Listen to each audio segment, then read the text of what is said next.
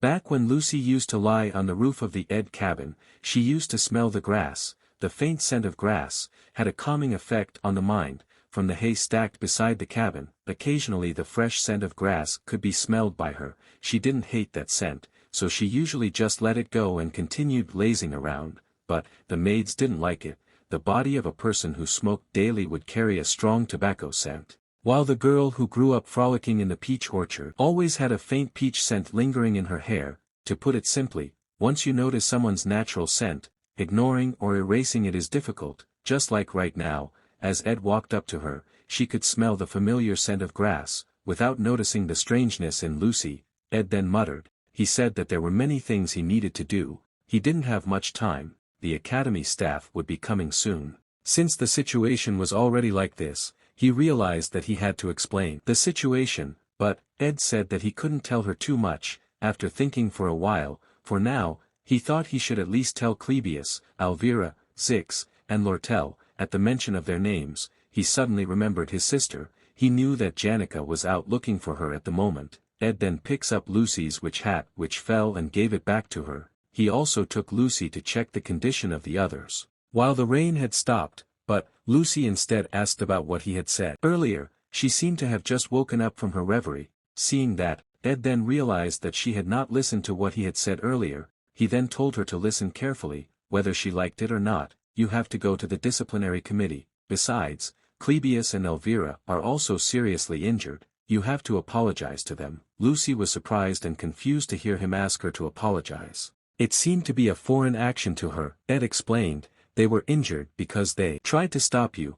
Based on my observations, Elvira seemed to lose almost all the magic engineering tools she had made a long time ago, but Lucy seemed reluctant to do that. She felt that she was not at fault.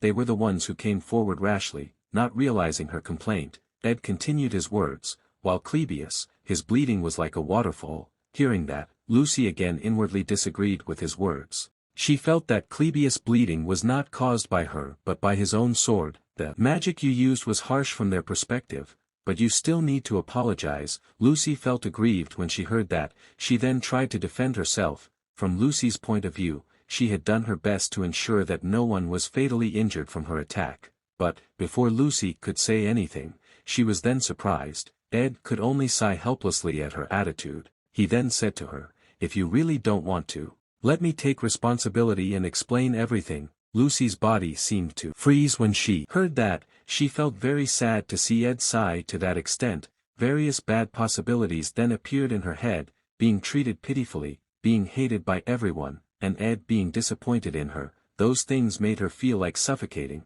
She then immediately said to him that she would apologize. Ed was happy to hear that.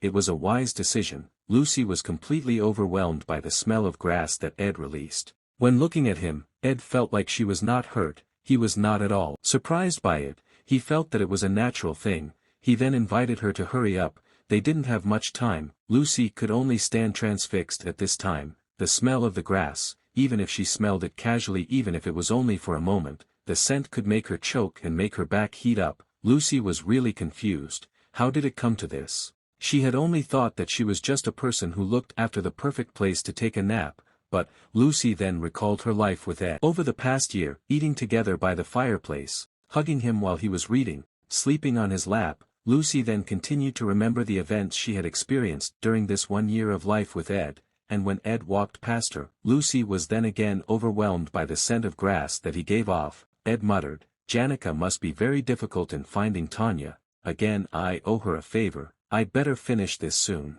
Then, I should also do something to repay Janica. But, when Ed was about to walk away from there, he was then confused and surprised when Lucy suddenly held the hem of his robe. With teary eyes, Lucy asked him, does it have to be now? Ed was then confused at her expression. In front of the Ophelis Hall, central entrance, as the sun gradually revealed itself, the atmosphere returned to peace at this time. Everyone was now gathered there. Zix was now apologizing to Janica for his misunderstanding, while Clebius and Elvira were currently sitting side by side while sleeping. When Ed saw them all, he was then sure that no one was missing. Everything is here, but Ed then felt confused when he looked at someone. It was Lortel. Seeing her who turned her body while covering her face, he then confusedly asked, what are you doing, Lortel was then surprised by his sudden question. She then cleared her throat for a moment to calm herself, with a smiling face. Lortel then told him that she had expected him to survive. Hearing that, Ed then apologized to her for worrying her, but Lortel immediately said that he didn't need to apologize. If you think logically, anyone can know that he is not a person who will fall easily.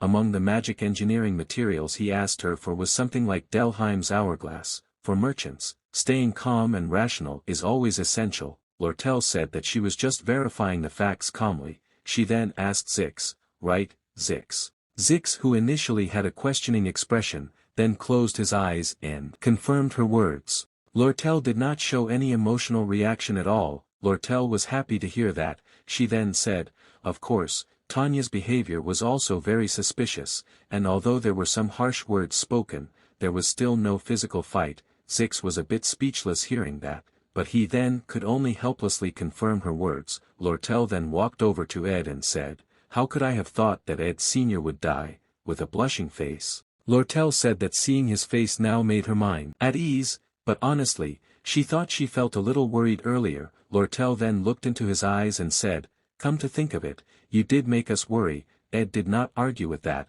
Lortel continued, in this world nothing is free, so, Senior have to compensate for my worry, right?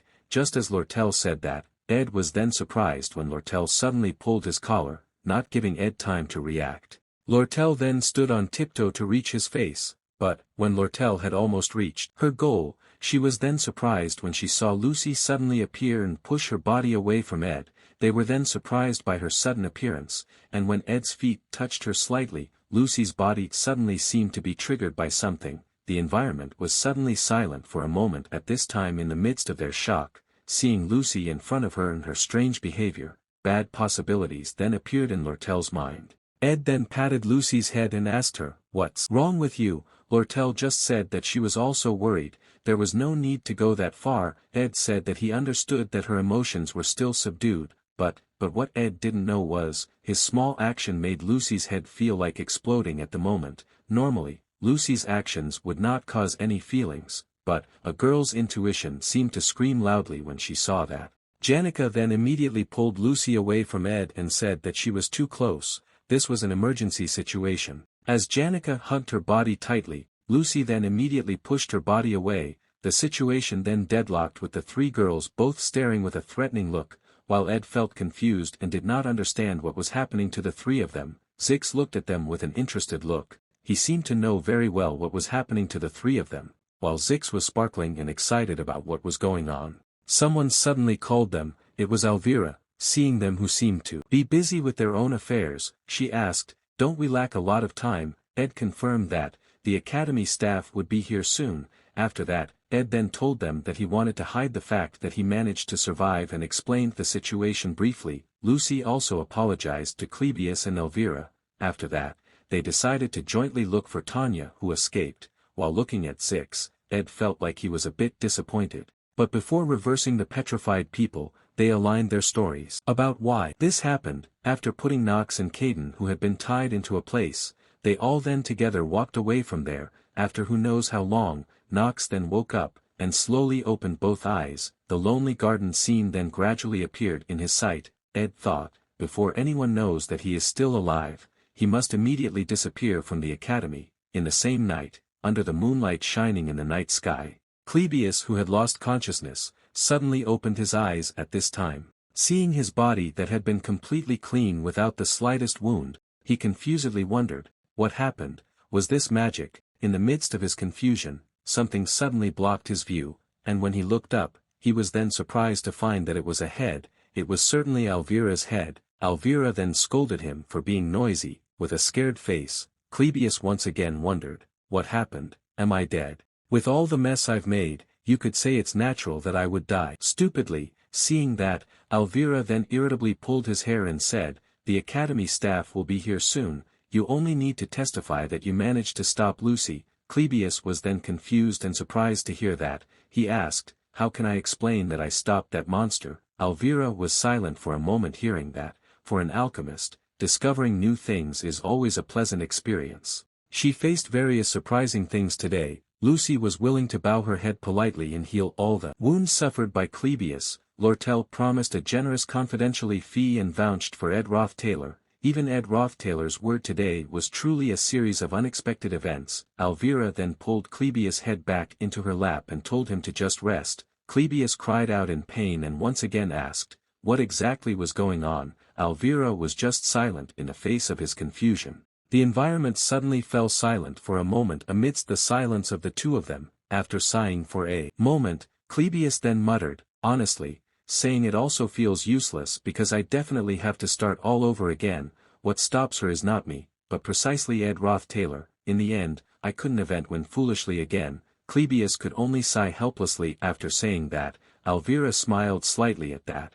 If there was anything she could call the most significant new discovery, she then gently called out to Clebius. But, Clebius didn't seem to hear her call. He continued to mumble, life really is a piece of crap. Hearing her call earlier, Clebius was sure she would want to reprimand him again for continuing to whine, but, contrary to his expectations, Elvira did not want to reprimand him. On the contrary, she agreed with his words earlier. Clebius was then confused and surprised by that.